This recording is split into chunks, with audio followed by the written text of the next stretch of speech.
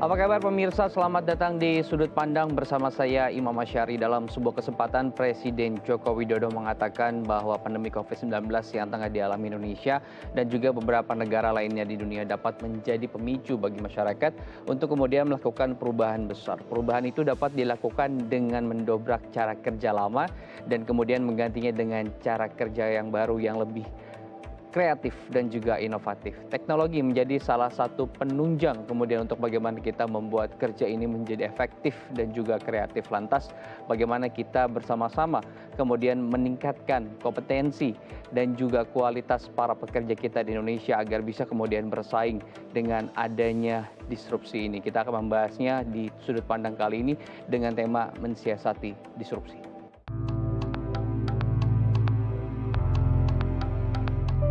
Revolusi digital telah memaksa dunia usaha melakukan transformasi, yakni transformasi dari pola-pola lama beralih kepada pola-pola baru. Transformasi tersebut terjadi sebagai respon atas tuntutan perubahan dan persaingan serta kepekaan terhadap perubahan. Salah satu contoh disrupsi adalah munculnya fenomena menjamurnya e-commerce hingga hari ini, di mana para pelaku usaha merubah pola berniaga mereka dari tatap muka menjadi daring. Presiden Joko Widodo juga mengingatkan bahwa di era disrupsi ini, pemerintah dituntut untuk bergerak cepat. Karena saat ini teknologi informasi telah menjadi penggerak utama proses bisnis di seluruh dunia, sekaligus memudahkan aktivitas manusia. Untuk membahas tema sudut pandang kali ini, saya akan menghadirkan dua narasumber. Yang pertama ada Bapak Mahendra Kadatu selaku praktisi transformasi bisnis dan juga innovation influencer. Selamat bergabung Pak Hendra. Terima kasih. Kemudian ada Mas Solik selaku pelaku bisnis atau owner dari Sayuran Pagi. Selamat bergabung Mas Solik. Terima kasih Mas.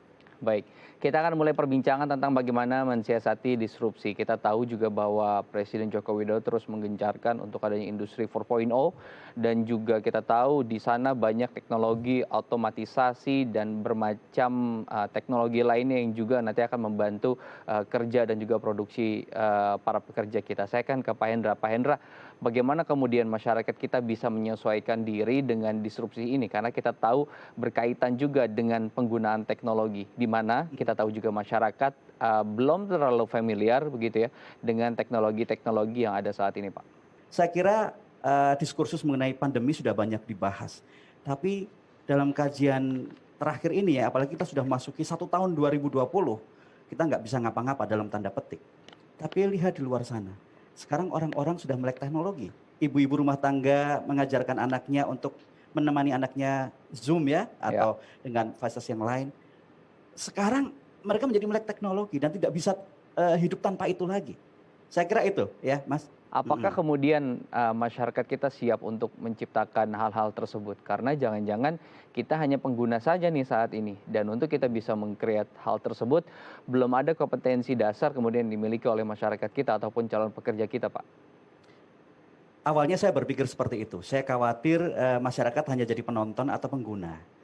Tapi kenyataannya dalam 1 tahun terakhir, kalau kita melihat ada banyak startup baru, anak-anak muda mulai unjuk gigi ya, termasuk salah satu narasumber kita pada saat ini. Bagaimana anak-anak muda itu tidak takut masa depannya seperti apa. Kita yang orang-orang tua ini yang khawatir. Satu hal yang saya amati dari satu industri, yaitu industri keuangan. Industri keuangan itu tujuannya adalah inklusi. Semua orang mendapatkan akses keuangan. Teknologi memungkinkannya. Dan ternyata masyarakat kita tidak hanya menjadi pemakainya. Dari simpul-simpul masyarakat ini muncul beberapa orang yang secara brilian menerjemahkannya menjadi layanan baru. Itu bagus ya. Tidak terbukti bahwa kita hanya menjadi penonton atau penumpang. Baik. Ini kan sebetulnya ada juga pernyataan dari Menkominfo kita, Pak Johnny G. Plate yang kemudian menyatakan bahwa kita kekurangan digital talent cukup banyak, sampai jutaan begitu.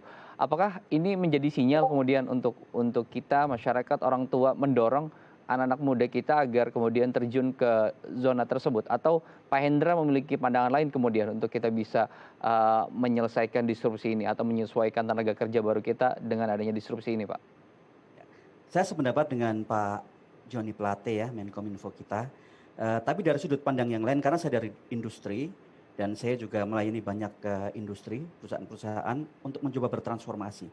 Yang saya tidak khawatir adalah bahwa anak-anak muda ini tanpa ada himbauan dari government pun, mereka sudah tahu bahwa masa depan industri itu ada internet based, technology based. Kalau kita lihat sekolah-sekolah coding sekarang menjadi lahannya sektor informal. Ada kursus-kursus pelatihan untuk coding, tidak harus di sekolah. Anak saya pun masih SD sudah belajar bikin game sederhana, bikin coding kecil-kecilan. Artinya apa? Tanpa ada himbauan, itu pun sudah ada organik, secara organik masyarakat tuh tahu ke depan itu anak-anak itu nanti akan melakukan apa dan orang tua sudah menyiapkannya. Yang kedua adalah apa yang dikatakan Pak Menkominfo itu memang berbasis data. Kita kekurangan digital talent. Kalau kita bandingkan dengan misalnya Cina ya Ya. atau Singapura yang negaranya kecil. Tapi tidak berarti kita tidak memiliki benih yang bisa menyelamatkan digital world kita di masa depan. Karena apa? Digital talent kita meskipun sedikit, impact-nya luar biasa. Anda tahu Gojek saja sudah berdampak kepada berapa orang ya yang terikat dengan itu. Jadi digital talent kita lebih kepada quality, impact, bukan numbers, ya, bukan numbers. Baik. Saya percaya apa yang dicita-citakan oleh Pak Menkominfo itu akan terwujud cepat atau lambat bahkan tanpa campur tangan pemerintah. Cukup diberi regulasi yang mendukung, insentif dan mungkin reward ya, apapun itu bentuk. Kita tahu sebetulnya tidak mudah kemudian mendirikan perusahaan teknologi. Bahkan setelah adanya beberapa unicorn di Indonesia, baru bermunculan atau banyak bermunculan perusahaan-perusahaan startup di Indonesia yang coba dan ingin menjadi unicorn berikutnya. Bagaimana kemudian perjuangan teman-teman Mas Holik bersama teman-teman begitu ya, mendirikan startup ini dan juga apa landasannya akhirnya juga terbentuk startup tersebut? Sebenarnya produksi sayur kan. Jadi dulu ketika 2018 saya mencoba bersama teman-teman untuk membangun sayuran pagi, itu karena keresahan kita yang anak-anak desa ini untuk mendapatkan sayuran yang segar dengan kualitas yang baik, seperti itu aja sih. Nah, pada akhirnya ketika ya karena saya memang lulusannya juga matematika, terus basisnya juga berbasis di IT, jadinya kepikiran gitu, gimana sih cara produksi sayur yang lebih efektif dan efisien seperti itu kan. Dan dengan kondisi yang sekarang tinggal di kota gitu kan, bagaimana memanfaatkan lahan sempit dan dengan adanya teknologi yang sekarang, bagaimana mengolah kebun itu tidak dari kebun seperti itu. Jadi disitulah akhirnya muncul setelah 1 tahun lebih bermain sayur gitu kan, bermain dengan para tanaman itu gitu. Jadi di tahun 2019 awal saya sama teman-teman coba ngide aja sih, gimana sih kalau seumpamanya semua sistem hidroponik ini terkoneksi dengan HP kita seperti itu. Jadi kita bisa untuk ngecek nih, kan kalau di hidroponik itu ada pH airnya harus dicek, terus ppm-nya juga harus dicek, suhu airnya dicek, terus suhu dan kelembapan ruangannya juga dicek. Nah itu kan sebenarnya bisa diganti oleh sensor semua gitu. Jadi disitulah yang kita coba manfaatkan gitu adanya sensor-sensor dari alat-alat tersebut dan kita konekkan dengan Internet of Things. Jadi data-data itu bisa kita kumpulkan.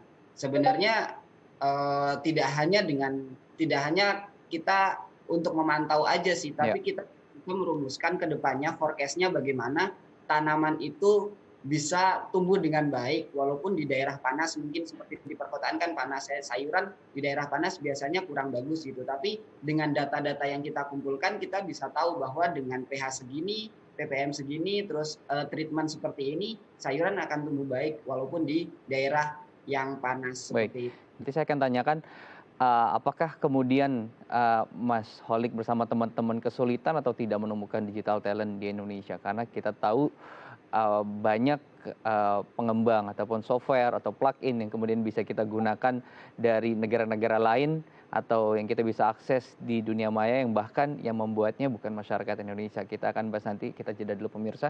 Jangan kemana-mana, tetap bersama kami di Sudut Pandang.